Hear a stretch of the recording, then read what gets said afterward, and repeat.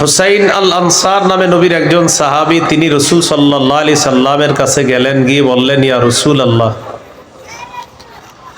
আমার দুজন পুত্র সন্তান খ্রিস্টান, আমি তাদেরকে যদি জোর করে মুসলমান বানিয়ে মদিনায় রেখে দিই।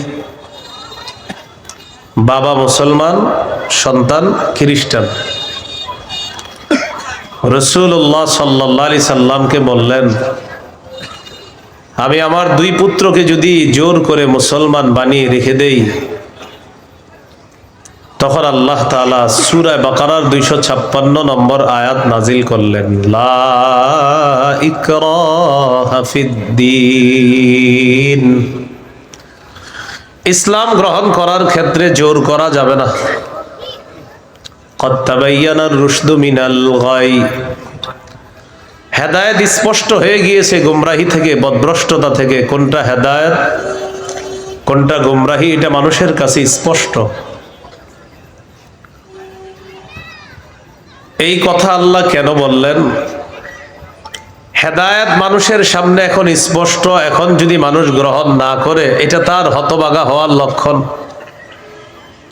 যদি সে গ্রহণ করে, এটা তার সৌভাগ্য, সে একজন সৌভাগ্যবান, সে সৌভাগ্যবান হওয়ার লক্ষণ হবে যদি হেদায়েত গ্রহণ করে। জোর করে বলা যাবে না তুমি মুসলমান হতেই হবে। فَمَن يَكْفُرْ بِالطَّاغُوتِ وَيُؤْمِن بِاللَّهِ فَقَدِ اسْتَمْسَكَ بِالْعُرْوَةِ الْوُثْقَى لَا انفِصَامَ لَهَا। হেদায়েত স্পষ্ট হয়ে যাওয়ার পরেও যারা তাগুতকে অস্বীকার করবে,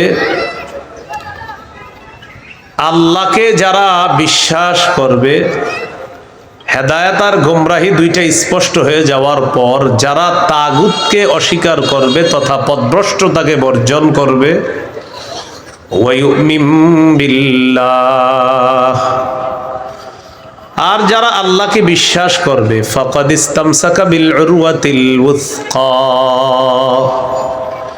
সে এমন এক মজবুত হাতলকে আঁকড়ে ধরলো, লা ইনফিসামা লাহা, যেই মজবুত হাতল কখনো ছুটে যাওয়ার সম্ভাবনা নাই। এমন এক মজবুত হাতল, যেই মজবুত হাতল তাকে জান্নাতে পৌঁছায় দিবে। এটা হলো তাওহীদ। বলেন, এটা কি? তাওহীদ। তাগুত দ্বারা উদ্দেশ্য হলো যত সীমা লঙ্ঘনকারী আছে সবাই। আল্লাহ তাআলা বলেন, ফামান ইয়াকফুর বিত-তাগুতি ওয়া ইউমিন বিল্লাহ, যারা তাগুতকে অস্বীকার করবে আর আল্লাহকে বিশ্বাস করবে, ফাকাদ ইসতামসাকা বিল উরওয়াতিল উসকা লা ইনফিসামা লাহা, তারা এমন এক মজবুত হাতল আঁকড়ে ধরলো যেটা ছুটে যাওয়ার সম্ভাবনা নাই, বিচ্ছিন্ন হওয়ার সম্ভাবনা নাই। এই মজবুত হাতলের নাম হলো তাওহীদ, আল্লাহর একত্ববাদ স্বীকার করা। তাওহীদের মৌলিক 4টি শর্ত। প্রিয় ভাইয়েরা, কয় শর্ত? 1 নম্বর, আল্লাহ ছাড়া কোনো ইলাহ নাই, এই বিশ্বাস নিয়ে মৃত্যুবরণ করা। 2 নম্বর, আল্লাহ ছাড়া কোনো ইলাহ নাই এই কথা মুখে বলবো, পাশাপাশি এই কথায় সামান্যতম সন্দেহ করা যাবে না। 3 নম্বর, আল্লাহ ছাড়া কোনো ইলাহ নাই মুখে বলার পাশাপাশি অন্তরে বিশ্বাস করা। 4 নম্বর, সবচাইতে বেশি আল্লাহকে ভালোবাসা। এই হলো তাওহীদের 4 শর্ত। তাওহীদের কয় শর্ত? 1 নম্বর, আল্লাহ ছাড়া কোনো ইলাহ নাই এই বিশ্বাস নিয়ে মৃত্যুবরণ করা। 2 নম্বর, আল্লাহ ছাড়া কোনো ইলাহ নাই এই কথায় সন্দেহ করা যাবে না। 3 নম্বর, আল্লাহ ছাড়া কোনো ইলাহ নাই এটা মুখে বলা, অন্তরে বিশ্বাস করা। 4 নম্বর, আল্লাহকে সবচেয়ে বেশি ভালোবাসা। এই হলো তাওহীদের 4 শর্ত। বাইরের মাইকের আওয়াজ আবার বাড়াইছেন, ঠিক না? ওইটা কমান, ওইটাও কমান। আপনি পরে বাড়ান, আমার বয়ানটা একটু কমান না, সমস্যা কি? বুঝে রাখিস, মানে আমার এটা আপনার জন্য ভালো। আরো এর কথা হলো ফাটাইতে হবো, বুঝতে হবো আমার মাইক এরকম এরকম। আমি তো বলছি না খারাপ, আমি বলছি খারাপ, আমি তো ভালোই বলছি। তা আমি বয়ান করে দেবো, আমি সামনে দাওয়াত দিয়ে না রে তো মাইক লাগাইলে। আমি তো বারবার মাহফিলে বলি মাইক কম হবে ওই মাহফিলে দাওয়াত অটোমেটিক পাবেন, বেশি মাইক হবে আর দাওয়াত পাবেন না, সোজা হিসাব। আমার বয়ানে মাইক কম থাকতে হবে, এটা আমি আলাদা বিষয়। মাইক যত কম হবে, যদি আবেদন করেন যে হুজুর মাইক 2টা, তো দেখবেন আর দাওয়াত আগে দিব আপনাকে। মাইক বেশি লাগাবেন আমার পাবেন না, সোজা হিসাব। মাইক কমাইতে হবে আমার বয়ানে কারো যেন কোনো ক্ষতি না হয়, মাথায় রাখবেন। হ্যাঁ, তাওহীদের 4টা শর্ত। 1 নম্বর, আল্লাহ ছাড়া কোনো ইলাহ নাই এই বিশ্বাস নিয়ে মৃত্যুবরণ করা। 2 নম্বর, আল্লাহ ছাড়া কোনো ইলাহ নাই এই কথায় সামান্য সন্দেহ করা যাবে না। 3 নম্বর, আল্লাহ ছাড়া কোনো ইলাহ নাই এটা মুখেও বলা, অন্তরে বিশ্বাস করা। 4 নাম্বার, আল্লাহকে সবচেয়ে বেশি ভালোবাসা। 1 নাম্বার শর্ত, আল্লাহ ছাড়া ইলাহ নাই এই বিশ্বাস নিয়ে মৃত্যুবরণ করা। সহিহ বুখারীর 26 নম্বর হাদিস। এই হাদিসের বর্ণনাকারী উসমান রাদিয়াল্লাহু তাআলা তিনি বলেন, عن عثمان رضي الله تعالى عنه قال قال رسول الله صلى الله عليه وسلم من مات وهو يعلم أنه لا إله إلا الله دخل الجنة। নবীজি বলেন, কেউ যদি এই বিশ্বাস নিয়ে মারা যায় আল্লাহ ছাড়া কোনো ইলাহ নাই, আমি নবী বলে দিলাম দাখালাল জান্নাহ, সে জান্নাতে প্রবেশ করবে। সহিহ বুখারীর বর্ণনা 1237 নম্বর হাদিস, 1237। জিবরিল আমিন নবীর কাছে আসছে, আসার পর বললেন, বাশির উম্মাতাকা আন্নাহু মান মাতা মিন উম্মাতিক লা ইউশরিকু বিল্লাহি শাইআ দাখালাল জান্নাহ। জিবরিল আমিন আসছে, আসার পর বলে, ইয়া রাসূলুল্লাহ, আপনার উম্মতের মধ্যে যারা শিরিক না করে মারা যাবে, আল্লাহ তাআলা আমাকে পাঠিয়েছে আপনাকে বলার জন্য, শিরিক করা ছাড়া যারা মারা যাবে আপনি ওই উম্মতকে জান্নাতে প্রবেশের সুসংবাদ জানায় দেন। বুঝে আসছেনি সবার? তাহলে 1 নাম্বার, আল্লাহ ছাড়া কোনো ইলাহ নাই এই বিশ্বাস নিয়ে মৃত্যুবরণ করা। একদিন এক ফেরেশতা নবীজির কাছে আসছে। নবীজি সাল্লাল্লাহু আলাইহি সাল্লাম বলেন, আতানি আতিম মির রাব্বি ফাখায়্যারানি বাইনা আন ইউদখিলা নিসফা উম্মতি আল জান্নাহ ওয়া বাইনা আশ-শাফাআহ। নবী বলেন, একজন ফেরেশতা আমার কাছে আসছে, আসার পর আমাকে 2টি বিষয়ের স্বাধীনতা দিয়েছে যে কোনো একটা গ্রহণ করার জন্য।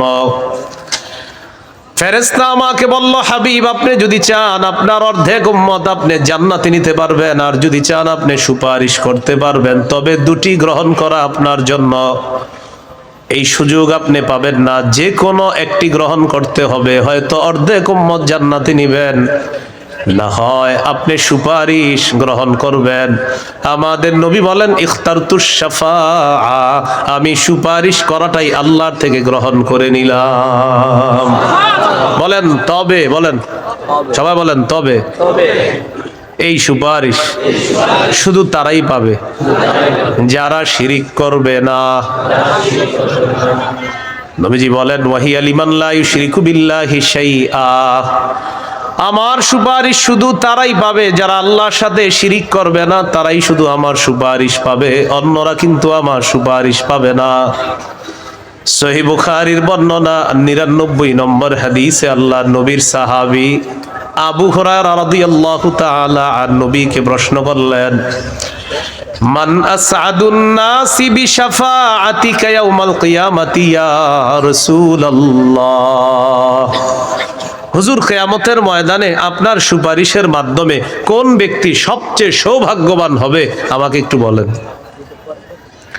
নবীজি বললেন, আবু হুরায়রা, আমি জানতাম তোমার আগে এই প্রশ্ন আমাকে কেউ করবে না। লিমা রাআইতু মিন হিরসিকা আলাল ইলম, ইলমের প্রতি তোমার যে আগ্রহ, বিদ্যার প্রতি তোমার যে আগ্রহ, আমি জানতাম তোমার আগে এই প্রশ্ন আমাকে কেউ করবে না, তুমি যে প্রশ্নটা করছো।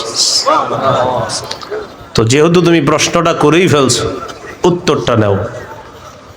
আসাদুন নাসি বিশাফাআতি ইয়াউমাল কিয়ামাতি মান ক্বালা লা ইলাহা ইল্লাল্লাহ খালিসাম মিন কিবালি নাফসি। কোন ব্যক্তি যদি দিল থেকে বলে লা ইলাহা ইল্লাল্লাহ আর এই বিশ্বাস নিয়ে যদি মারা যায়, কিয়ামতের ময়দানে আমার সুপারিশের মাধ্যমে এই ব্যক্তি সবচাইতে সৌভাগ্যবান বান্দা হয়ে যাবে। কি শিখলাম বলেন? লা ইলাহা ইল্লাল্লাহ। তিরমিজির বর্ণনা 3592 নম্বর হাদিস। قال رسول الله صلى الله عليه وسلم ما عبد قال لا إله إلا الله مخلصا قط إلا فتحت له أبواب السماء حتى تفزع إلى العرش। নবীজি বলেন, কোন বান্দা যদি একবার ইখলাসের সাথে লা ইলাহা ইল্লাল্লাহ পাঠ করে, আল্লাহর আসমানের সবগুলা দরজা খুলে দেওয়া হয়, তার লা ইলাহা ইল্লাল্লাহ যেন আরশ পর্যন্ত পৌঁছে যায়। তাওহীদের কয় শর্ত বলেন? কয় শর্ত? 1 নম্বর, আল্লাহ ছাড়া ইলাহ নাই, এই বিশ্বাস নিয়ে মরতে হবে। 2 নম্বর, আল্লাহ ছাড়া কোনো ইলাহ নাই, এই কথায় সামান্য সন্দেহ করা যাবে না। সূরা হুজুরাতের 15 নম্বর আয়াতে আল্লাহ বলেন, ইন্নামাল মুমিনুনা আল্লাযীনা আমানু বিল্লাহি ওয়া রাসূলিহি সুম্মা লাম ইয়ারতাবু وجاهدوا بأموالهم وأنفسهم في سبيل الله أولئك هم الصادقون। আল্লাহ তাআলা বলেন, প্রকৃত ঈমানদার হলো তারা যারা আল্লাহকে বিশ্বাস করে, রাসূলকে বিশ্বাস করে, সামান্য সন্দেহ করে না। وجاهدوا بأموالهم وأنفسهم في سبيل الله, যারা নিজেদের জান মাল নিয়ে আল্লাহর রাস্তায় লড়াই করে। আল্লাহ বলেন, উলাইকা হুমুস সাদিকুন, আমি আল্লাহ তাদেরকে কোরআনে খাঁটি সত্যবাদী বলে ঘোষণা করলাম। এরা খাঁটি সত্যবাদী, আল্লাহকে বিশ্বাস করে, রাসূলকে বিশ্বাস করে, একটু সন্দেহ করে না। 3 নম্বর শর্ত, লা ইলাহা ইল্লাল্লাহ, আমি মুখে উচ্চারণ করলাম আল্লাহ ছাড়া কোনো ইলাহ নাই, অন্তরেও বিশ্বাস করা। মুখে বললাম আল্লাহ ছাড়া কোনো ইলাহ নাই, অন্তরে যদি ঝামেলা থাকে, এটা হবে মুনাফিক মার্কা শয়তান, নেফাকি হবে। এটা কি হবে বলেন তো? সবাই বলেন, কি হবে? নেফাকি হবে। মুখে বলতে হবে, অন্তরেও স্বীকার করতে হবে। সূরাতুল ফাতহির 11 নম্বর আয়াতে আল্লাহ বলেন, ইয়াকুলুনা বিআলসিনাতিহিম মা লাইসা ফি কুলুবিহিম, তারা তাদের মুখ দিয়ে এমন কথা বলে যা তাদের অন্তরের কথা না। তাহলে বলেন তো, তাওহীদের 3 নম্বর শর্ত, মুখে বললাম একটা আর অন্তরে আরেকটা, শর্ত পূরণ হবে? মুখে যা বলবো অন্তরেও তা যদি হয়, এটা 3 নম্বর শর্ত পূরণ হবে। অন্তরে যদি ঈমান সরিষার দানা পরিমাণও হয়, একদিন জান্নাতে যাবেন। সহিহ বুখারীর 44 নম্বর হাদিস। قال رسول الله صلى الله عليه وسلم يخرج من النار من قال لا إله إلا الله وفي قلبه وزن شعيرة من خير وفي قلبه وزن برة من خير وفي قلبه وزن ذرة من خير। নবীজি বলেন, কার অন্তরের মধ্যে যদি গম পরিমাণ, জব পরিমাণ, সরিষার দানা পরিমাণ ঈমান থাকে, গম পরিমাণ, জব পরিমাণ, সরিষার দানা পরিমাণ ঈমান, এই মানুষটা যদি বিভিন্ন অপরাধের কারণে জাহান্নামের সাজা ভোগ করতেও হয়, জাহান্নামের সাজা ভোগ করার পর আমি নবী বলে দিলাম, একদিন জাহান্নাম থেকে বের হয়ে ওই সরিষা পরিমাণ ঈমানের কারণে আল্লাহর জান্নাতে প্রবেশ করবে। খাঁটি ঈমান, বিশুদ্ধ ঈমান, এটার মধ্যে কোনো ঝামেলা করা যাবে না। আল্লাহ কথাগুলা বোঝার তৌফিক দান করেন। 4 নাম্বার শর্ত, সবচেয়ে বেশি আল্লাহকে ভালোবাসা। বলেন, কাকে ভালোবাসা? সবাই আমার সাথে বলেন, সাধারণত বলেন, আমরা 8টি জিনিসকে বেশি ভালোবাসি। 8 জিনিসের প্রতি আমাদের মহব্বত খুব বেশি।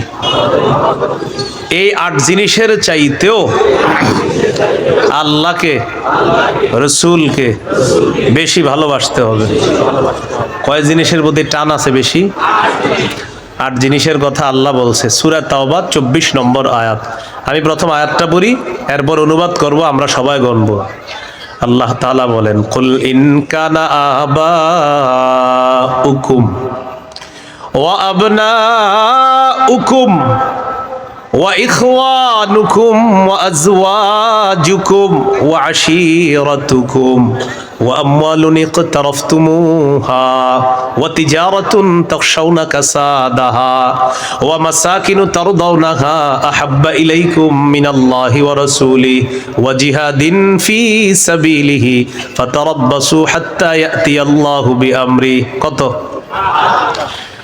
আল্লাহ তাআলা বলেন, ইন কানা আবাউকুম, যদি তোমাদের মা বাবা, ওয়া আবনাউকুম, যদি তোমাদের সন্তান, ওয়া ইখওয়ানুকুম, যদি তোমাদের ভাই বোন, ওয়া আজওয়াজুকুম, যদি তোমাদের বিবি, ওয়া আশীরাতুকুম, যদি তোমাদের পরিবার আত্মীয় স্বজন, ওয়া আমওয়ালুন ইখতারাফতুমুহা, যদি তোমাদের উপার্জিত সম্পদ, ওয়া তিজারাতুন তাখশাউনা কাসাদাহা, তোমাদের ব্যবসা, যেই ব্যবসায় লস হওয়ার টেনশনে থাকো, ওয়া মাসাকিনু তারদাউনাহা, যে বাসস্থান তোমরা অনেক ভালোবাসো, আহাব্বা ইলাইকুম মিনাল্লাহ ওয়া রাসূলিহি ওয়া জিহাদিন ফি সাবিলি। আল্লাহ তাআলা বলেন, এই 8টা জিনিস যদি আল্লাহ এবং তার রাসূল আর জিহাদের চাইতে তোমাদের কাছে বেশি প্রিয় হয়, ফাতারাব্বাসু, অপেক্ষা করো, হাত্তা ইয়াতি আল্লাহু বিআমরি, আল্লাহ তাআলা গজব নিয়ে আসার অপেক্ষা করো। বলি নাউজুবিল্লাহ। কি শিখলাম? এই 8 জিনিসের প্রতি আমাদের মহব্বত আছে বেশি। আল্লাহ বলেন, এইগুলা যদি আল্লাহর চেয়ে বেশি মহব্বতের হয়, নবীর চেয়ে বেশি মহব্বতের হয়, জিহাদের চেয়ে বেশি মহব্বতের হয়, তাহলে গজবের অপেক্ষা থাকো। তাহলে কি শিখলাম? এই 8 জিনিসের চাইতে আল্লাহকে বেশি ভালোবাসা, রসুলকে বেশি ভালোবাসতে হবে। আল্লাহ তৌফিক দান করেন।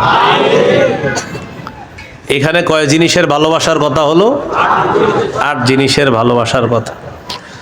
এবার আমার সাথে বলেন, সাধারণত মৌলিকভাবে 2টা জিনিস আমাদেরকে আল্লাহর থেকে দূরে রাখে।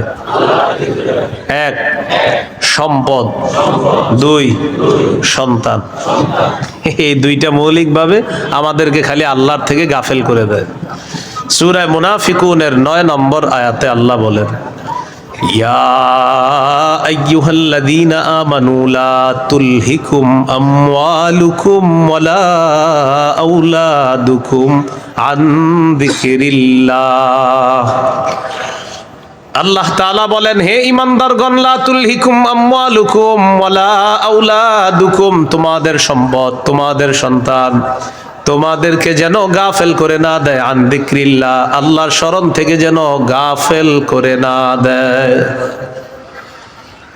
দোকানের শাটারটা লাগাইতেছেন, অর্ধেক শাটার আপনি নিছেন, মুয়াজ্জিন মসজিদের মধ্যে বলে, কদ কামাতিস সালাহ, কদ কামাতিস সালাহ, নামাজ দাঁড়ায় গেছে, নামাজ দাঁড়িয়ে গেছে। এই টাইমে কাস্টমার এসে কয় 10,000 টাকার সদায় লাগবে, টেনশনে পড়ে গেলেন, নামাজ 10,000, নামাজ 10,000, নামাজ 10,000, পুরাই টেনশনে আছেন। আল্লাহ তাআলা বলেন, সম্পদ যেন তোমাদেরকে আল্লাহর থেকে দূরে সরায় না দেয়। নামাজ দাঁড়িয়ে গেছে, আপনি শাটারও লাগাইতেছেন নামাজে যাওয়ার জন্য, আল্লাহ তাআলা বলেন, এই শোনো, সম্পদ যেন আল্লাহর থেকে দূরে সরায় না দেয়। কাস্টমার কয় 10,000, মুয়াজ্জিন কয় কদ কামাতিস সালাহ, টেনশনে পড়ে গেছে, কি করুন? সূরা তাহার 132 নম্বর আয়াতে আল্লাহ বলেন, লা নাসআলুকা রিজকা নাহনু নারযুকুকা, নবী আপনার কাছে আমি রিজিক চাই না, আমি আপনারে রিজিক দেই। পরিবারকে নামাজের কথা বলেন, নিজে নামাজ পড়েন। নামাজের পর আল্লাহ তাআলা রিজিকের কথা কেন বললেন? কারণ রিজিকের টেনশনে মানুষ নামাজ থেকে দূরে থাকে। আল্লাহ বলেন, বান্দা তুমি নামাজে যাও, আমি তোমার থেকে রিজিক চাই না, আমি আল্লাহ তোমাকে রিজিক দিয়ে দেই। সম্পদ আল্লাহর থেকে দূরে রাখে। আর হলো সন্তান, সারাদিন কান্নাকাটি করে না, যেই জোহর নামাজে রওনা করবেন ওই টাইমে কয় আমি চিপস খাবো। সারাদিন কানবে না। যখন নামাজে যাবেন তখন এক দুনিয়ার যত কিছু আছে সব খাইতে মন চায়, ইবলিস এসে খোঁচায়, কয়টা কয়টা এটা কো। আপনি তখন বুদ্ধি করে কি করবেন, ওইটারে প্যাম্পাস পরায়া মসজিদের এক কোনায় নিয়ে বসায় থাকবেন, বসে থাকেন বসে থাকেন, বুঝেন নাই? আর ইবলিস রে বলবেন, ইবলিস তুমি যেই ঝামেলাটা আমার সাথে ডেলি নামাজের সময় করো, এই ঝামেলা করে কাজ হবে না, কারণ নামাজের সময় তুই যতবার আমার সন্তানরে খোঁচাবি ওরে ততবার কাঁধে করে মসজিদে নিয়ে যাবো। প্যাম্পাস পরায় ওইটারও নিয়ে যাবেন মসজিদে, নিয়ে পাশে বসায় রাখবেন, বুঝে থাকবেন। তো ইবলিস বুঝে ফেলবে না, এরে খোঁচায় লাভ না, এরে খোঁচাইলে দেখি সন্তানও নামাজি বানায় ফেলবে। সম্পদ সন্তান আল্লাহর থেকে আমাদেরকে দূরে রাখে। প্রিয় ভাইয়েরা, এই দুই জিনিস যেন আমাদের মধ্যে এত মহব্বত গালেব না হয় যে এই দুই জিনিস এত পরিমাণ মহব্বত করতে গেলাম আল্লাহকে ভুলে গেলাম, রসুলকে ভুলে গেলাম, আখেরাত ভুলে গেলাম, এমনটা যেন না হয়। সম্পদ ভালোবাসি, সন্তান ভালোবাসি, মা ভালোবাসি, বাবা ভালোবাসি ঠিক, কিন্তু এর চেয়ে বেশি ভালোবাসি আল্লাহকে। এই হলো আল্লাহকে সবচেয়ে, তাওহীদের কয় শর্ত? 4 নাম্বার। সবচেয়ে বেশি কাকে ভালোবাসা? আল্লাহকে, রসুলকে সবচেয়ে বেশি ভালোবাসা, আল্লাহকে এরপর রসুলকে সবচেয়ে বেশি ভালোবাসা। সহিহ বুখারীর বর্ণনা 16 নম্বর হাদিস, ক্বালা রাসূলুল্লাহ সাল্লাল্লাহু আলাইহি ওয়াসাল্লাম সালাসুন মান কুন্না ফীহি ওয়াজাদা হালাওয়াতাল ঈমান। নবীজি বলেন 3টা বৈশিষ্ট্য যদি কারো মধ্যে থাকে সে অন্তরের মধ্যে ঈমানের স্বাদ আস্বাদন করতে পারবে। 1 নাম্বার, ইয়াকুন আল্লাহু ওয়া রাসূলুহু আহাব্বা ইলাইহি মিম্মা সিওয়াহুমা। আল্লাহ, আল্লাহ রসুল ছাড়া যত কিছু আছে সবকিছুর চাইতে আল্লাহ আর তার নবীকে বেশি ভালোবাসা। 2 নাম্বার, ওয়া ইউহিব্বাল মারআ লা ইউহিব্বুহু ইল্লা লিল্লাহ। কোন মুসলমানকে শুধুমাত্র আল্লাহর জন্য ভালোবাসা। 3 নাম্বার, আইয়াকরাহা আইয়াউদা ফিল কুফরি কামা ইয়াকরাহু আইয়ুকযাফা ফিন্নার। আগুনের মধ্যে পুড়ে যাওয়া যেমন অপছন্দ, তেমনি ভাবে কুফরি করাটাও এমন অপছন্দ হওয়া। কোটি কোটি টাকা আপনার সামনে রাখা হলো আর বলা হলো আগুনে পুড়ে মারা যাও, আপনি তখন জবাব দিবেন আপনার কি মাথা খারাপ? আগুনে পুড়ে যদি আমি মারা যাই তুই কোটি টাকা দিয়ে আমি করবো কি? এবার আপনাকে বলা হলো কোটি কোটি টাকা দেওয়া হবে, তুমি কুফরি করো, আপনি জবাব দিবেন কোটি টাকার বিনিময়ে যেমন দুনিয়ার আগুনে পড়তে চাই না, তেমনি ভাবে কোটি টাকার বিনিময়ে কুফরি করে জাহান্নামের আগুনেও পড়তে চাই না। নবীজি বলেন কারো মধ্যে যদি এমন অনুভূতি থাকে আগুনে পুড়ে যাওয়া তার অপছন্দ, তেমনি ভাবে কুফরি করাটাও তার কাছে অপছন্দের, আল্লাহ তাআলা তার অন্তরের মধ্যে ঈমানের স্বাদ তৈরি করে দিবেন, ঈমানের স্বাদ দিবেন। তো এই 3টার মধ্যে একটা হলো আল্লাহকে বেশি ভালোবাসা। বলেন তো তাওহীদের কয় শর্ত? 1 নম্বর, আল্লাহ ছাড়া কোনো ইলাহ নাই, এই বিশ্বাস নিয়ে মৃত্যুবরণ করা। 2 নাম্বার, আল্লাহ ছাড়া কোনো ইলাহ নাই, এটার মধ্যে একটুও সন্দেহ করা যাবে না। 3 নাম্বার, আল্লাহ ছাড়া কোনো ইলাহ নাই, এটা মুখে বলা, অন্তরে স্বীকার করা, বিশ্বাস করা। 4 নাম্বার, আল্লাহকে সবচেয়ে বেশি ভালোবাসা। এই 4 শর্ত পূরণ করে আমরা যেন কবরে যেতে পারি, আল্লাহ তাআলা তৌফিক দান করেন। এরপরে আল্লাহ বলেন ওয়াল্লাহু সামিউন আলিম, আল্লাহ সর্বশ্রোতা সর্বজ্ঞানী। এটা হলো সূরা বাকারার 256 নম্বর আয়াত। এখন আপনাদেরকে 56 নম্বর আয়াত থেকে জিজ্ঞাসা করতে চাই, একটা হলো তাগুতের দল আর একটা হলো আল্লাহর দল। দুনিয়াতে মৌলিকভাবে মানুষের দল 2টা, একটা হলো হিজবুল্লাহ আল্লাহর দল, আর একটা হিজবুশ শয়তান শয়তানের দল। এই 2 দল মৌলিকভাবে মানুষের মধ্যে সূরা মুজাদালায় 2 দলের কথা আছে। তো এই 2 দলের মধ্যে আমরা কার দলে থাকবো? আল্লাহর দলে না শয়তানের দলে? আল্লাহর দলে আমরা যারা থাকবো আল্লাহ আমাদের অভিভাবক হয়ে যাবে। এই কথাটা আল্লাহ সূরা বাকারার 257 নম্বর আয়াতে বলতেছে, মন দিয়ে শুনেন কি বলে। আল্লাহু ওয়ালিয়ুল্লাযীনা আমানু, যারা ঈমানদার তাদের অভিভাবক আল্লাহ। সুবহানাল্লাহ। আপনারা মাঝে মাঝে এমনি দোয়া করতে পারেন না, আল্লাহ আপনি আমার অভিভাবক, আল্লাহ আপনি অভিভাবক। আল্লাহ সূরা বাকারা 257 নম্বর আয়াতে বলছেন আপনি আমার অভিভাবক, আল্লাহ আমি তো সমস্যায় আছি, আমারে সমাধান করে দেন। এইভাবে বলতে হবে, আল্লাহ আপনি বলছেন আপনি আমার অভিভাবক, আল্লাহ আপনি আমার সমস্যা সমাধান করে দেন। এইভাবে আল্লাহকে বলতে হবে। আল্লাহু ওয়ালিয়ুল্লাযীনা আমানু, আল্লাহ বলেন যারা ঈমানদার তাদের অভিভাবক হলেন আল্লাহ। ইউখরিজুহুম মিনাজ যুলুমাতি ইলান নূর, আল্লাহ তাআলা অভিভাবক ঈমানদারদেরকে অন্ধকার থেকে বের করে আলোর দিকে আল্লাহ তাআলা নিয়ে যায়। ওয়াল্লাযীনা কাফারু আউলিয়াউহুমুত তাগুত, আর যারা কাফের তাদের অভিভাবক হলো শয়তান। বলেন তো ঈমানদারের অভিভাবক কে? আল্লাহ। কাফেরের অভিভাবক কে? উলাইকা আসহাবুন নারি হুম ফিহা খালিদুন। আল্লাহ বলেন যারা তাগুতের অনুসারী তারা চিরস্থায়ীভাবে জাহান্নামে থাকবে। বলি নাউজুবিল্লাহ। তাগুত বলা হয় যত সীমা লঙ্ঘনকারী আছে, জালেম, সব তাগুত। এই তাগুত এটা পুরুষ হোক আর মহিলা হোক, এই তাগুত যারা এরা জালেম অথবা জালেমা, সব তাগুত। তবে কষ্টের বিষয় আর দুঃখের বিষয়, আমরা বারবার এক তাগুত ছেড়ে আরেক তাগুতকে ধরি। এক তাগুত ছেড়ে আরেক তাগুতকে কি করি? ধরি। কেন ধরি জানেন? বৃষ্টি থেকে বাঁচার জন্য ঝর্ণা নিচে আইসা দাঁড়ায় আর কি। কোথায় দাঁড়াই? বাঁচার জন্য কি থেকে কোথায় এসে দাঁড়াই? এক তাগুতকে ছেড়ে আরেক তাগুত ধরা, মানে বৃষ্টি থেকে বাঁচার জন্য ঝর্ণার নিচে এসে দাঁড়ায়। ভাই কি ঘটনা কি? ঝর্ণার নিচে কেন? আর বললেন না বাইরে বৃষ্টি, তো এনে কি? এই জন্য মনে রাখবেন, শত্রু এটা কখনো বন্ধু হবে না। এরে আপনি যতই মনে করেন বন্ধু, এই শত্রু সব সময় শত্রু। সূরা মাইদার 51 নম্বর আয়াতে আল্লাহ বলে দিয়েছেন, লা তাত্তাখিজুল ইয়াহুদা ওয়ান নাসারা আউলিয়া, ইহুদি খ্রিস্টানদেরকে অভিভাবক বানাও না। আরে তোমাদের অভিভাবক তো আমি আল্লাহ। ইহুদি খ্রিস্টানদেরকে কেন অভিভাবক বানাও?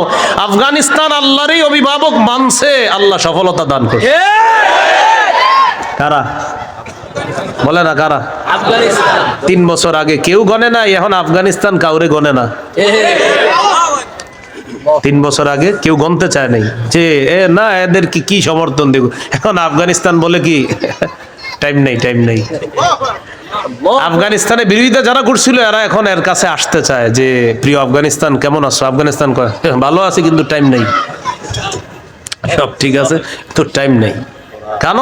আফগানিস্তান অভিভাবক বানাইছে আল্লাহকে, এমন ভাবে অভিভাবক বানাইছে চিরশত্রুরা পালাতে বাধ্য হয়েছে। মুসলমানদের অভিভাবক কে? এত লজ্জা লাগে, আমরা বলি কি বুক ফুলায়, আমরা 90% মুসলমানের দেশ। তো এটা যখন বলি কাউকে, অন্য দেশের কেউ শুনলে সাথে সাথে বলবে মাশাআল্লাহ তোমরা 90% মুসলমান, তাহলে তো কোরআন হাদিস পরিপূর্ণভাবে এই দেশে চলে। কিন্তু দুঃখে বলতে পারি না ভাই, এই দেশে সবচেয়ে এটাই কম চলে। 90% মুসলমানের দেশ, এটা শুনলেই মানুষ মনে করবে এই দেশ কোরআন অনুযায়ী চলে, হাদিস অনুযায়ী চলে। বলেন মুমিনের অভিভাবক কে? আল্লাহ। কাফেরের অভিভাবক কে? তাহলে আমাদের অভিভাবক কে? কাফেরদের অভিভাবক কে? কাফেররে কি বন্ধু বানাবো? এই জন্য কাফের অভিভাবক বানানো যাবে না।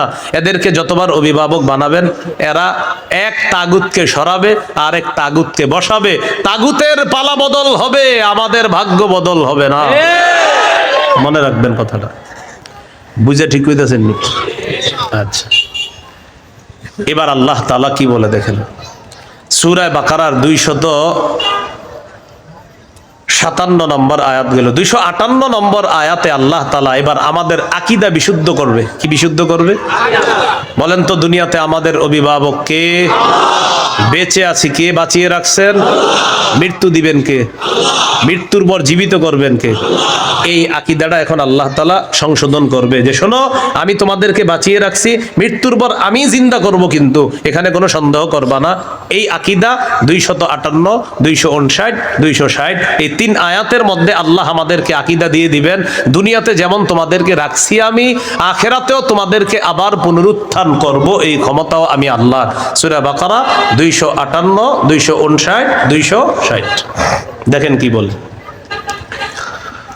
ألم تر إلى الذي حاج إبراهيم في ربه أن آتاه الله الملك إذ قال إبراهيم ربي الذي يحيي ويميت قال أنا أحيي وأميت قال إبراهيم فإن الله يأتي بالشمس من المشرق فأت بها من المغرب فبهت الذي كفر والله لا يهدي القوم الظالمين। নবী আপনি কি দেখেন নাই, ওই ব্যক্তির ব্যাপারে চিন্তা করেন নাই যে ব্যক্তি ইব্রাহিম নবীর সাথে তার রবের ব্যাপারে ঝগড়া করেছে, যেই রব তাকে রাজত্ব দান করেছে ওই রবের ব্যাপারে লোকটা ঝগড়া করেছে ইব্রাহিম নবীর সাথে। আল্লাহ তাআলা বলেন এই ব্যক্তি হলো বাবেল শহরের বাদশাহ নমরুদ। ইব্রাহিম নবীর সাথে ঝগড়া লাগছে, এই কারণে নমরুদকে আল্লাহ তাআলা রাজত্ব দান করছে। রাজত্ব পাওয়ার পর নমরুদ কয় আমি খোদা।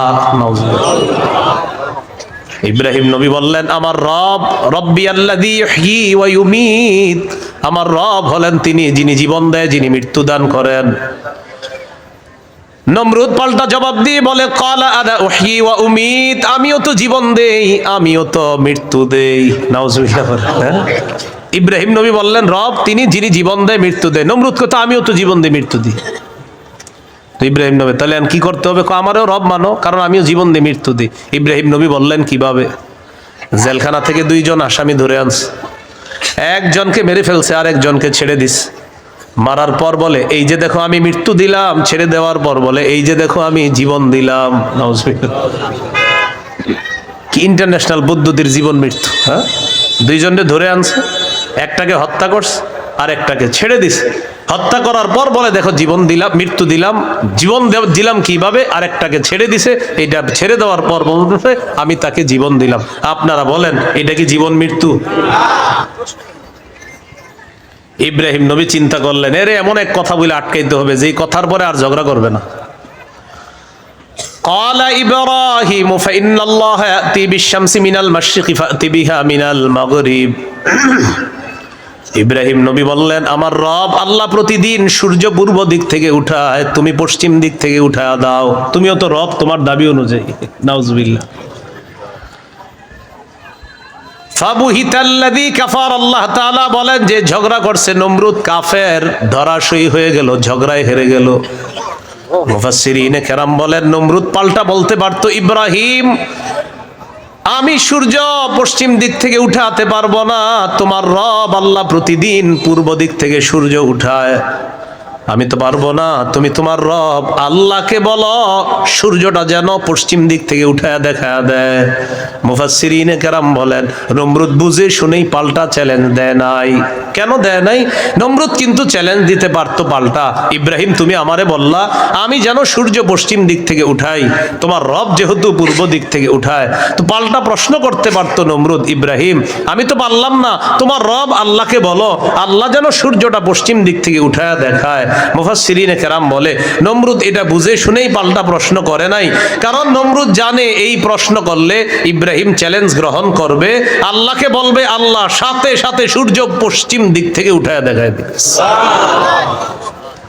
আর এটা যদি করে ফেলে নমরুদের দল ছোট হয়ে যাবে, হালকা হয়ে যাবে। এই জন্য নমরুদ আর পাল্টা চ্যালেঞ্জ নেয় নাই। বলেন তো নমরুদকে রাজত্ব দিয়েছিল কে?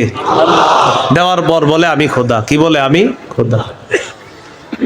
এই জন্য প্রিয় ভাইয়ারা সামনের দিকে যাদেরকে আমরা শাসন ক্ষমতায় বসাবো, যাদেরকে আমরা দায়িত্ব দিব, বুঝে শুনে দায়িত্ব দিতে হবে। কি শুনে? বলেন আমার সাথে প্রতিদিন 2 রাকাত অতিরিক্ত নফল নামাজ পড়ব, পড়ার পর 3টা দোয়া করব। 1 নাম্বার আল্লাহ, বলেন আল্লাহ কিয়ামতের আগে বাংলাদেশে আর কোন নারী প্রধান চাই না।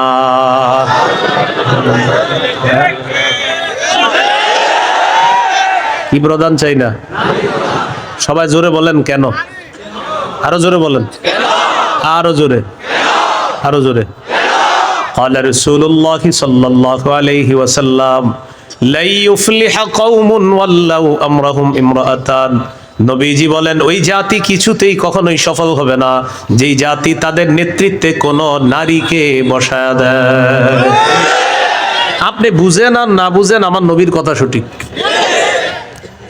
তো এই জন্য এই একটা বিষয় দোয়া করবেন। 2 নাম্বার দোয়া বলেন, আল্লাহ মরার আগে বাংলাদেশে শরিয়া আইন দেখে যেতে চাই। কি আইন? দেয়ালে দেয়ালে লিখে দিবেন, শরিয়া আইন চায় না তারা, বলেন, কোন না কোন অপরাধে অপরাধী যারা, বলেন আমার সাথে, শরিয়া আইন চায় না তারা, কোন না কোন অপরাধে অপরাধী যারা। চোর শরিয়া আইন চাইবে না, হাত কাটা যাবে।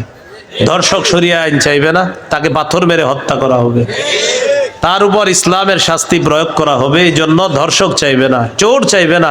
আমাদের দেশে যদি আসলে শরিয়া আইন চালু হয়, বিগত দিনের শুধু চুরির বিচার করতে করতে সুপ্রিম কোর্ট হাইকোর্টের বিচারপতিরা ক্লান্ত হয়ে যাবে। শুধু চুরির বিচার হইলে, কিসের বিচার? এটা 2 নাম্বার দোয়া করবেন। 3 নাম্বার দোয়া বলেন, আল্লাহ আমাদের দেশে এমন একজন শাসক দিয়ে দেন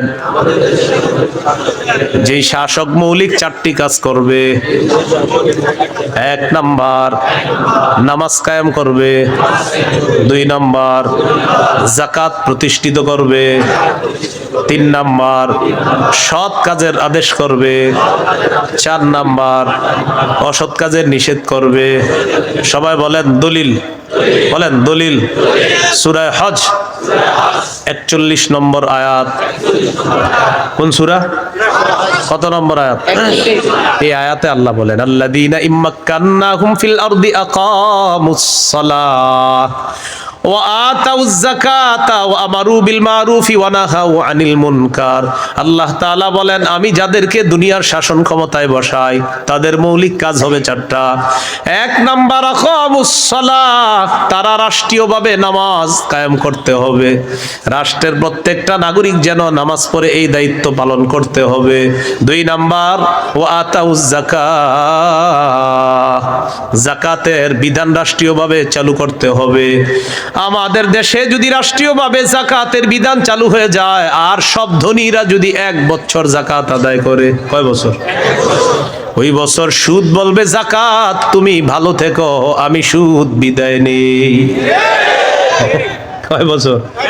1 বছর যদি যাকাত যারা দেয়, এরা যদি দেয়, সুদ বলবে, যাকাত তুমি থাকো, আমি চলে যাই, কারণ আমার আর থাকার জায়গা নাই। বলেন আমার সাথে, সুদে ফকির আরো ফকির হয়, যাকাতে ফকির আরো ধনী হয়। দলিল ইবনে মাজাহ 2279 নম্বর হাদিস। আবার বলেন, বলেন, সুদে ফকির আরো ফকির হয়, যাকাতে ফকির ধনী হয়। বলেন আমাদের এই রাষ্ট্র সুদ ভিত্তিক হওয়ার কারণে এখন আমরা সবাই মোটামুটি ভিক্ষুক। কারণ আমাদের প্রত্যেকের মাথা পিছু 1,07,000 টাকা ঋণ। তো আপনি কোথায় ধনী? হ্যাঁ, সুদের শেষ পরিণতি ভিক্ষা। এটা আপনার যদি বুঝে না আসে, কিছু করার নাই। আমার নবীর কথা যেটা বলবে নবী, আজ হোক কাল হোক সেটা ফলবেই, কোনো সন্দেহ নেই। তো আমরা দাবি করি 90% মুসলমান, এখানে অর্থ ব্যবস্থা সুদ ভিত্তিক। এজন্য আমরা স্লোগান পাল্টাবো, বলেন দারিদ্র বিমোচনে সুদ নয় যাকাত। বলেন তো দারিদ্র বিমোচনে কি? দারিদ্র বিমোচনে সুদ নয় যাকাত। এগুলা দেয়ালে লিখে দিবেন যে দারিদ্র বিমোচনে সুদ নয় যাকাত। লিখে দিবেন দারিদ্র বিমোচনে সুদ নয় যাকাত। লিখবেন সুদে ফকির আরো ফকির হয়, যাকাতে ফকির আরো ধনী হয়। নমরুদকে রাজত্ব দিছে আল্লাহ তাআলা, সে এখন বলে আমি খোদা। বলেন নাউজুবিল্লাহ। বলেন জীবন মৃত্যু কে দেয়? এটা হলো সূরা বাকারা 258 নম্বর আয়াত। 259 নম্বর আয়াতটা শোনার আগে আগে বুঝেন। এক ব্যক্তি এক এলাকার সামনে দিয়ে যাইতেছে, যাওয়ার সময় দেখে কি এলাকার সবগুলা ঘর বাড়ি ছাদের উপরে বইরা রয়েছে, নিচে ছাদ উপরে ঘর বাড়ি। আপনাদের এলাকার ছাদ কি নিচে থাকে না বাড়ির উপরে থাকে? কয়েকজন কইছে, মানে অন্যদের ঘর বাড়ির ছাদ নিচে থাকে। ঘর বাড়ির ছাদ কই থাকে? এটা প্রথমে বললেন না কেন? মানে প্রথমে কয়েকজন কইছে কয়েক উপরে, মানে অন্যদের ছাদগুলা নিচে। আপনাদের ঘর বাড়ির ছাদ কই? তো এই কথাটা প্রথমে বললে সমস্যা ছিল কি? এক ব্যক্তি যাইতেছে এক এলাকার সামনে দিয়ে, যাওয়ার সময় দেখে ঘর বাড়ি সব ধ্বংস হয়ে পড়ে রয়েছে, নিচে হইলো ছাদ, উপরে ঘর বাড়ি। উনি এই বিষয়ে দেখা সাথে সাথে বললেন, আল্লাহু আকবার, আল্লাহ কত মহান, এদেরকে ধ্বংস করলেন আল্লাহ, আবার আল্লাহ কিভাবে জিন্দা করবে, এটা ওনার সন্দেহ না, এটা ওনার কি না সন্দেহ না, এটা উনি বিস্ময় প্রকাশ করতেছে, আল্লাহ কত মহান, আবার কিভাবে আল্লাহ জিন্দা করবে, এটা মুখ দিয়ে বলে ফেলছে। সাথে সাথে আল্লাহ তাকে মৃত্যু দিস, 100 বছর মৃত অবস্থায় রাখছে। কয় বছর? 100 বছর মৃত অবস্থায় রাখছে। 100 বছর পর জিন্দা করছে। জিন্দা করার পর তাকে জিজ্ঞাসা করলেন, আপনি কয় বছর মৃত অবস্থায় ছিলেন? তো জবাব দিলেন, 1 দিন বা আধা দিন। আল্লাহ তাআলা বললেন, আপনি 100 বছর ছিলেন মরা। কয় বছর? ওই যে উনি বলছিলেন মরাকে আল্লাহ কিভাবে জিন্দা করবে, আল্লাহ দেখাই দিতেছে। আপনার খানা পানির দিকে তাকান, তো তাকাইছে খানা পানির দিকে, তাকায় দেখে খানা পানি পচে নাই। সুবহানাল্লাহ। কয় বছর? এবার আপনার গাদার দিকে তাকান, তো তাকাইছে গাদার দিকে, গাদাটার কি অবস্থা দেখে কি গাদা পচে গলে মরে মাটির সাথে মিশে গেছে। আল্লাহ তাআলা বুঝায়, এই জন্যই তো আমি আল্লাহ। সুবহানাল্লাহ। এবার আল্লাহ তাআলা বললেন, দেখেন গাদার অস্থিগুলা মাটির সাথে মিশে গেছে, আমি এগুলারে উঠাই। তো হাড্ডি উঠাইছে, উঠানোর পর এটার উপরে আল্লাহ গোস্তের প্রলেপ দিয়ে এটার মধ্যে প্রাণ সঞ্চার করে আবার গাদা জিন্দা করে দিস। বলেন মৃতকে জিন্দা করে কে? আল্লাহ। এই কথাটাই আল্লাহ তাআলা বলেন, আও কাল্লাযী মাররা আলা ক্বরিয়াতি ওয়া হিয়া খাবিয়াতুন আলা উরুশিহা। অথবা নবী আপনি কি ওই ব্যক্তির ব্যাপারে চিন্তা করেন নাই, যে ব্যক্তি এক এলাকার সামনে দিয়ে গেছে, যাওয়ার সময় দেখে এলাকার সবগুলা ঘর বাড়ি ছাদের উপর পড়া, এর মানে ঘর বাড়িগুলা সব ধ্বংস। ক্বালা আন্না ইউহয়ী হাযিহিল্লাহু বা'দা মাউতিহা। তখন তিনি বললেন, আল্লাহ তাআলা কিভাবে তাদেরকে মৃত্যুর পর আবার পুনরায় জিন্দা করবেন। ফাআমাতাহুল্লাহু মিআতা আমিন। আল্লাহ তাআলা তাকে 100 বছরের জন্য মৃত্যু দিলেন। সুম্মা বাআসা, আবার তাকে জিন্দা করলেন। করার পর আল্লাহ বললেন, ক্বালা কাম লাবিস্তা, কতদিন আপনি এইভাবে মৃত অবস্থায় কাটিয়েছেন? তিনি জবাব দিলেন, লাবিস্তু ইয়াউমান আও বা'দা ইয়াউম, 1 দিন বা আধা দিন আমি মৃত অবস্থায় ছিলাম। কয়দিন? না আপনারা বলেন আসলে কয় বছর? আল্লাহ তাআলা বলেন, ক্বালা বাল লাবিস্তা মিআতা আমিন ফানজুর ইলা তাআমিকা ওয়া শারাবিকা লাম ইয়াতাসান্না। আপনি 100 বছর মরা ছিলেন, খানার দিকে তাকান, পানির দিকে তাকান, লাম ইয়াতাসান্না, পচে নাই। সুবহানাল্লাহ। ওয়ানজুর ইলা হিমারিকা, গাদাটার দিকে তাকান, গাদার দিকে তাকাইছে, তাকায় দেখে পচে গলে মাটির সাথে মিশে গেছে। আল্লাহ তাআলা বলেন, জানেননি কেন আপনাকে আমি মৃত্যু দিলাম, আবার 100 বছর পর আপনাকে আমি কেন জিন্দা করলাম? ওয়ালিনাজআলাকা আয়াতাল লিন্নাস, আমি আপনাকে দুনিয়ার মানুষের সামনে নিদর্শন হিসাবে রেখে দিলাম, যে দেখো আমি আল্লাহ মৃতকে জিন্দা করি, এর দৃষ্টান্ত দুনিয়াতেই দেখায়া দিলাম। কয় বছর মৃত্যু রাখছে? এরপরে আল্লাহ আবার উঠাইছে। এবার আল্লাহ বললেন, অনজুর ইলাল ইজামি কাইফা নুনশিজুহা, ওই যে আপনার গাদার অস্থিগুলা মাটির সাথে মিশে গেছে, দেখেন কিভাবে আমি উত্থিত করি। সুম্মা নাকসুহা লাহমা, এরপর দেখেন কিভাবে গোস্তের পোশাক হাড্ডিগুলার উপর পরায়া দেই। আল্লাহ গোস্তের পোশাক পরায়া প্রাণ সঞ্চার করে গাদা আবার জিন্দা করে দিস। এবার তিনি বললেন, মানে কে? ওই যে যিনি বলছিলেন 100 বছর আগে আল্লাহ কিভাবে জিন্দা করবে, তখন তিনি বললেন, ক্বালা আ'লামু আন্নাল্লাহা আলা কুল্লি শাইইন কাদির। আমি বুঝতে পারছি, আমি জানি আল্লাহ সবকিছুর উপর ক্ষমতাবান। বলেন সবকিছুর উপর ক্ষমতাবান কে? 100 বছর মৃত রাইখা আবার জিন্দা করার ক্ষমতা কার? আল্লাহ। এখন আমি কি আপনাদেরকে বলছি লোকটাকে?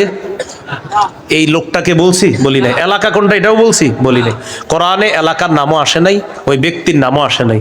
তবে মুফাসসিরিনে কেরাম বলেন, এই ব্যক্তি যে একজন নবী ছিলেন এতে সন্দেহ নাই। উনি একজন কি ছিলেন? নবী ছিলেন, এতে কোনো সন্দেহ নাই। এটা হলো মুফাসসিরিনে কেরামের বক্তব্য। মুআররিখিন যারা আছে, ঐতিহাসিকগণ, তারা বলেন আগে পরে গবেষণা করলে বোঝা যায় তিনি ছিলেন উজাইর আলাইহিস সালাম। কোন নবী? অথবা বলেন, অথবা আরমিয়া আলাইহিস সালাম, এটা একজন নবীর নাম। তাহলে ওই জনপদের সামনে দিয়ে যিনি গিয়েছেন তিনি একজন নবী ছিলেন, এই ব্যাপারটা স্পষ্ট। তবে তিনি কোন নবী ছিলেন, উজাইর নবী না আরমিয়া নবী, এই ব্যাপারে ঐতিহাসিকগণ বলেন তিনি হয়তো উজাইর নবী, না হয় আরমিয়া আলাইহিস সালাতু ওয়াস সালাম। এখন এলাকা, এটা কোন এলাকা? ঐতিহাসিকগণ বলেন এলাকাটা বাইতুল মুকাদ্দাসের বুখতে নসর যে এলাকা দখল করেছিল, ওই বুখতে নসরের এলাকাটা ইতিহাস গবেষণা করলে বোঝা যায় ওই এলাকাটা আল্লাহ ধ্বংস করার পর তখন ওই নবী এলাকার সামনে দিয়ে গিয়েছিলেন। তাহলে এলাকার নাম সরাসরি কোরআনে নাই, এলাকার নাম সরাসরি হাদিসে নাই, নবীর নাম সরাসরি কোরআনে নাই, নবীর নাম সরাসরি হাদিসে নাই। মুফাসসির এবং ঐতিহাসিকগণ গবেষণা করে বলেন আগা গোড়া এটা গবেষণা করলে বোঝা যায় নবী ছিলেন হযরত উজাইর অথবা আরমিয়া, আর এলাকাটা ছিল বাইতুল মুকাদ্দাস। এই হলো সূরা বাকারার 259 নম্বর আয়াত। সূরা বাকারার 260 নম্বর আয়াত। এই আয়াতেও আল্লাহ আমাদের আকীদা স্বচ্ছ করবে যে দেখো, দুনিয়াতে আমি তোমাদেরকে জিন্দা রাখছি, আবার আমি মৃত্যু দিব, আবার তোমাদেরকে পুনরুত্থান করব, এই ক্ষমতা আমার। বিসমিল্লাহির রহমানির রহিম।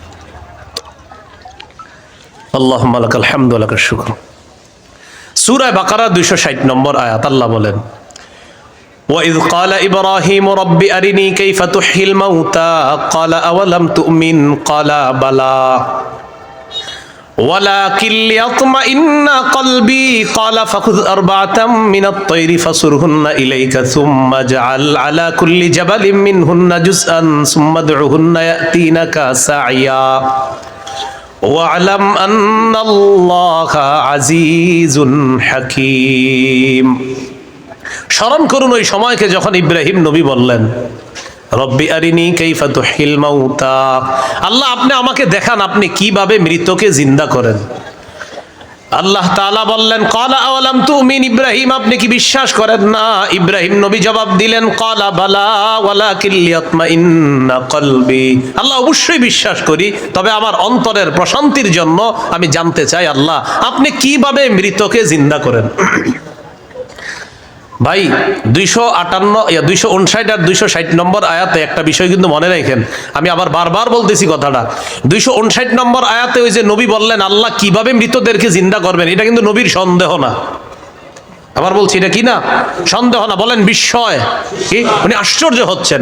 আবার 260 নম্বর আয়াতে ইব্রাহিম নবী বলতেছে আল্লাহ আপনি আমারে দেখান কিভাবে মৃতকে জিন্দা করেন, এটাও ইব্রাহিম নবীর সন্দেহ না, বরং ইব্রাহিম নবী অন্তরকে শান্তি দিতে চায় আল্লাহ আপনি যে মৃতকে জিন্দা করেন এটা দেখলে আমার দিলে একটু ভালো লাগতো, শুধু এই কারণে আমি দেখতে চাই।